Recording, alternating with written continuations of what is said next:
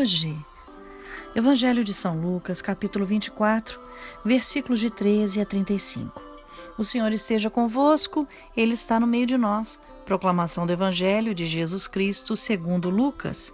Glória a vós, Senhor.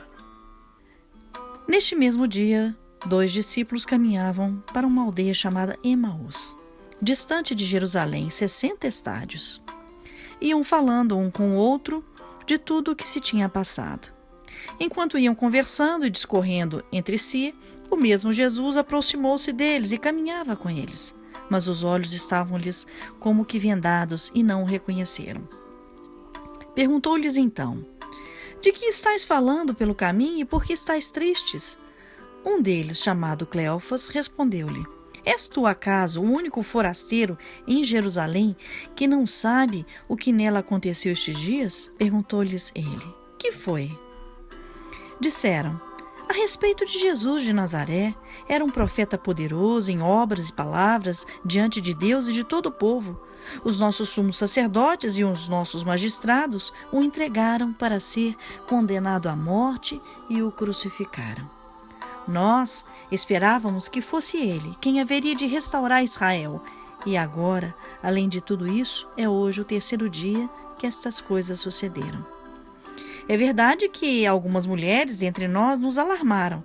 Elas foram ao sepulcro antes do nascer do sol e, não tendo achado o seu corpo, voltaram, dizendo que tiveram uma visão de anjos, os quais asseguravam que ele está vivo.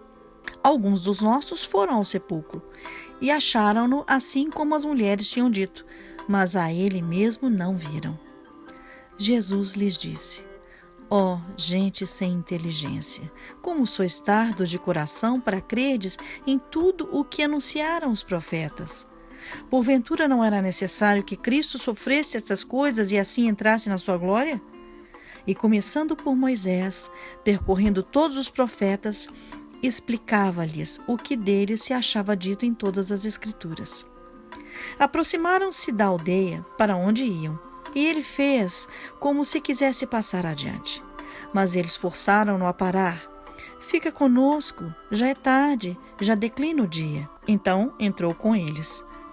Aconteceu que, estando sentado conjuntamente à mesa, ele tomou o pão, abençoou, partiu e serviu. Então se lhes abriram os olhos e o reconheceram. Mas ele desapareceu. Diziam então um para o outro: não nos abrasava o coração quando ele nos falava pelo caminho e nos explicava as Escrituras? Levantaram-se na mesma hora e voltaram a Jerusalém. Aí acharam reunidos os 11 e os que estavam com ele também. Todos diziam: o Senhor ressuscitou verdadeiramente, apareceu a Simão. Eles, por sua parte, contaram o que lhes havia acontecido no caminho e como o tinham reconhecido ao partir o pão.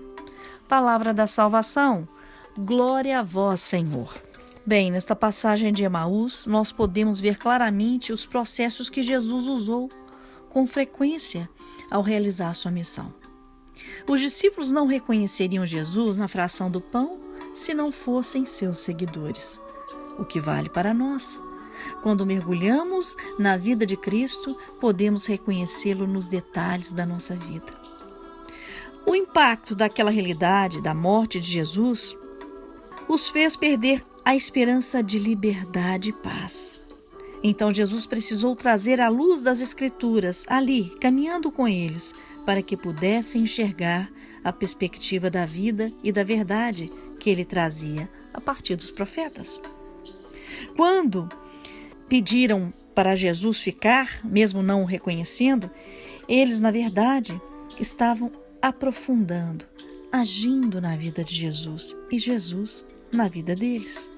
Ao partir o pão, eles reconheceram Jesus e começaram a entender, sob a luz dessa nova esperança, o que eles deveriam fazer: voltar à comunidade, fortalecer a missão. Agora, eles não eram mais simples discípulos, mas discípulos transformados com uma fé reafirmada, e decidiram seguir em frente para compartilhar uma nova experiência, a experiência do Cristo ressuscitado. O que não é diferente para nós. Quando nos abrimos para Jesus ressuscitado, desejamos partilhar com todos as renovadas esperanças e promessas que Ele nos dá. Amém? Eu deixo aqui então essa mensagem e deixo aqui o meu abraço fraterno. Tereza Calonge.